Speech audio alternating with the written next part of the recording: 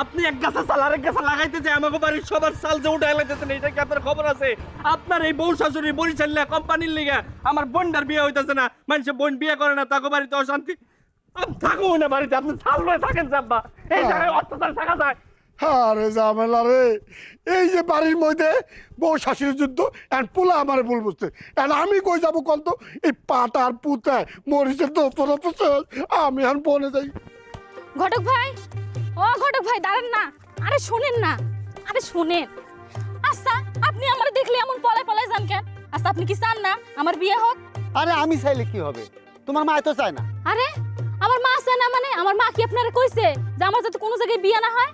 আরে শোনো, তোমার মা বরিশাল্লা, তোমার ভাবি বরিশাল্লা, আমি যে বাড়িতে তোমার বিয়ের প্রস্তাব নিয়ে যাই, যখন হলো বরিশাল, ছেলেরা পলায় হেঁটে যায়, তোমার বিয়ে করতে চায় না।